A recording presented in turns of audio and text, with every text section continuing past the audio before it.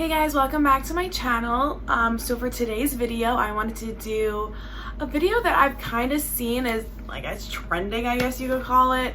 But I just thought it was really fun and I kind of wanted to give you guys my thoughts on it. So that is, you can tell by the title, popular TikTok books and are they worth the hype? Should they be, so talked about on TikTok? Should they be so highly recommended? Do they deserve the hype they're getting, I guess, on Book Talk or whatever it's called? I don't know. I don't actually have TikTok. I know it's crazy controversy, but I looked up a list of popular TikTok books and I pulled all the ones that I've read to give you guys my thoughts of if I would recommend them or not. So I'm gonna go super speed around here. I'm not gonna go through what each book is about, just mostly what the book is, what I rated it, if I would recommend it. So let's jump right in. So I tried to do this in a way that was a little bit easier to go through. So I categorized the books into two categories, and that is kind of YA, fantasy, sci-fi, and then new adult fantasy, sci-fi, because it's basically the only genres I read. But so I'm going to go through the YA ones first, and then I'll go through the new adult ones just so that they're a little bit in order, I guess. I don't know, whatever. So the first book on the list is The Cruel Prince by Holly Black. So this book has so much hype, and not only on Book Talk or TikTok or whatever, but just everywhere on Instagram, on YouTube, just everybody's obsessed with Carton and Jude, and oh my god, Carton and Jude, blah blah blah. When I read this book, I gave it a 4 on Goodreads, so I'm gonna stick with that rating. It was good. Do I think it's everything everyone says it is? However, would I recommend it? I would. I do think it's really good. I think it's a really good YA fantasy book. If I was to recommend a fantasy book to you or a fantasy series, I would probably recommend a different series. However, I do think it's really good, and I kind of get where some of the hype comes from. However, I do think it's one of those situations where a book gets so overhyped it can never live up to expectations, so then it's disappointing because it's so overhyped. So if you're gonna go read it, I would just not go in thinking it's going to be the best series you ever read in your entire life. If you go in thinking it's a solid YA fantasy series, then I think you'll like it. Okay, the next book on the list is Kingdom of the Wicked, and I'm gonna butcher her name, but Carrie Maniscalco. I'm so sorry if I'm pronouncing that wrong. However, I thought this book was really good. I gave it a 4 on Goodreads, which puts it in the same category as Cruel Prince, but I would recommend this over. The reason I gave it a 4 instead of a 5 was because I did feel like it had a lot of build up for the second book, which, it happens, right? Especially in longer fantasy series, they have to set the stage, they have to, set up the characters, they have to give you all the background. And, while there was a story and a plot that was true to this book, I did feel like it was a lot of build up for the book to come. So I'm really excited for that book. So I think when you put them together, it's going to be really, really good. And especially for a YA book, which sometimes can be a little bit less intricate, obviously, because it is for a slightly younger audience. I thought that there was a lot of layers and a lot of world building, and it was really interesting and, kind of a different take on a classic, devil from hell comes up and he's not as bad as you think he is, blah blah blah. So anyway, a 4 out of 5, and yes, I would highly recommend it. Okay, now on to Six of Crows by Leigh Bardugo.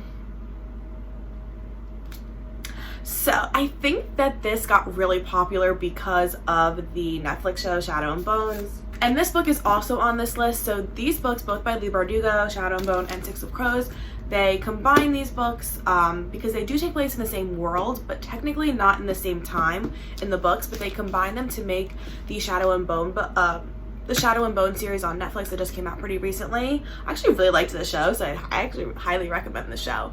However, the books...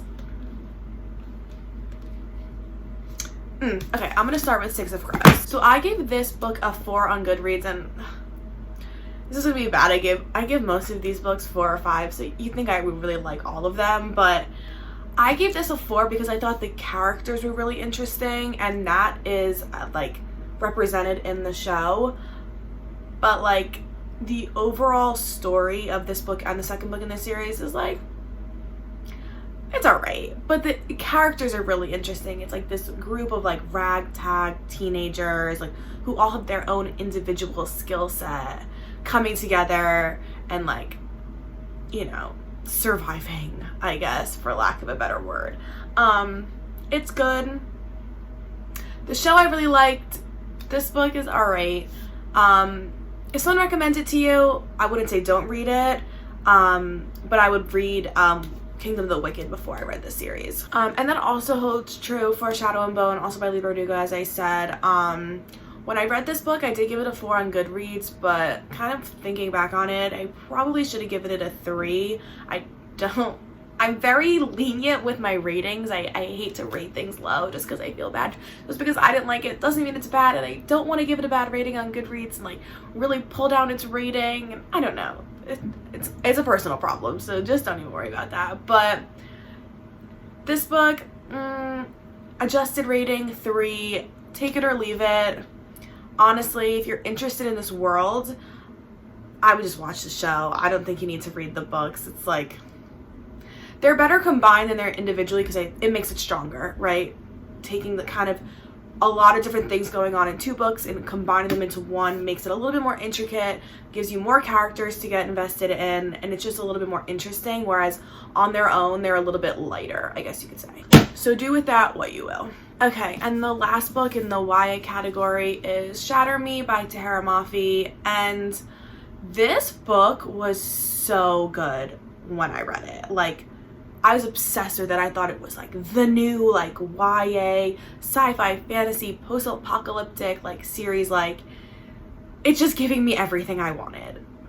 And I felt that way for like the first, second, and third book of the series, and then the fourth and fifth book just like plummeted, and like that's really aggressive, but like honestly that's just how I feel. Like, they just got so, I don't know, rushed maybe at the end. I felt like she just wanted to tie it up, she just wanted to finish it.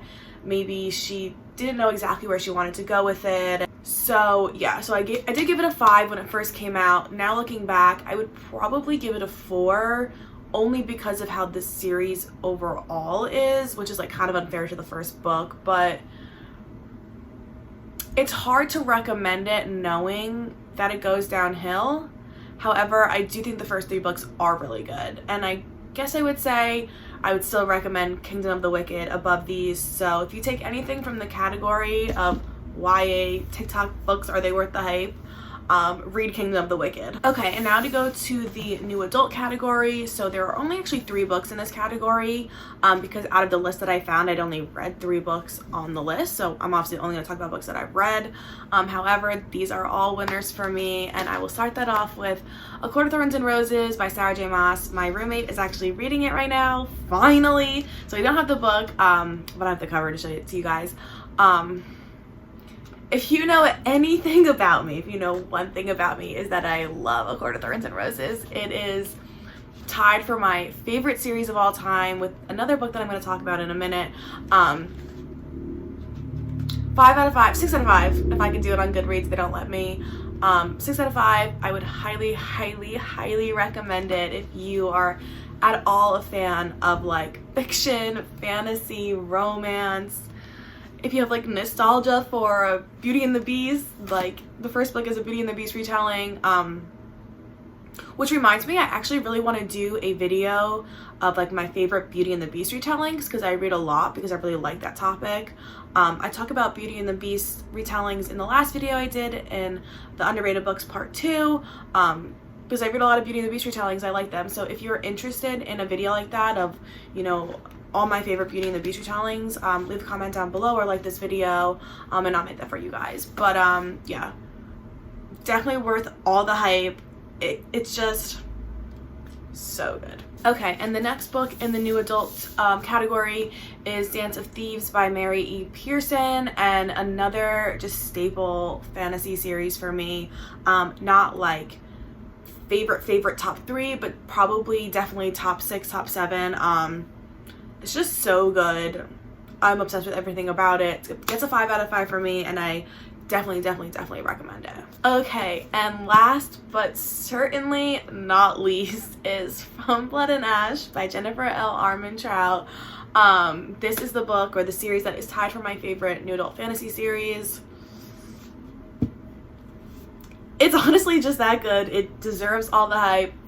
6 out of 5 rating on Goodreads if I could. I definitely recommend it 100%. I do recommend it to everyone I meet. It's just good. My uncle's actually reading it. Anyway, I would highly recommend this book. So that is all I have for today's video. I hope you guys either got some good recommendations, or if you were thinking about reading any of these books, I pushed you in one direction or the other, whatever that direction may be. But yeah, leave a comment down below if you end up picking up any of the books that I talked about, and let me know your thoughts on those books, if you like them as much as I did, or if I'm a crazy person and I need to stop being so obsessed with A Court of Thorns and Roses. I won't stop being obsessed, but you know, you can tell me that and that's okay. But yeah, that is all I have for today's video. Please like this video, please subscribe because it really supports my channel. Yeah, and I will see you guys in my next video. Bye!